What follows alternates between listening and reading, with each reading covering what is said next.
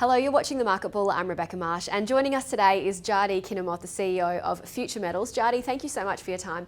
I'll get you to just start by telling us a bit about Panton. What is in there and why are you excited? Panton is a really exciting project. It's the highest grade PGM nickel project in Australia, and it contains all the metals required for decarbonisation and electrification of the economy. It's also particularly exciting because it's one of few developed PGM projects outside of Russia and South Africa, which are the main production hubs, and they obviously each have their own issues as investment jurisdictions, whereas Panton's located in West Australia, which is the eminent mining jurisdiction.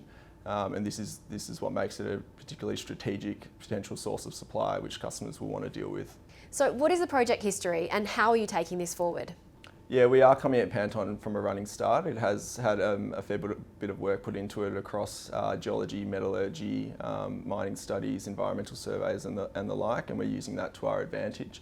The previous owners had always thought about Panton as a high-grade underground project, but could never prove up the scale to incentivise it into construction. We're coming at it differently, proving that a significant amount of mineralisation sits outside of this high-grade mineralisation and can support a project of global scale. This is at a time when the fundamental demand drivers for its products couldn't be any better, and the Australian government is really getting behind critical minerals projects such as ours. So what is the timeline and what can we expect from FME management? In the near term, we're still waiting on around 40 drill results, which will feed into our new bulk tonnage resource estimate in May.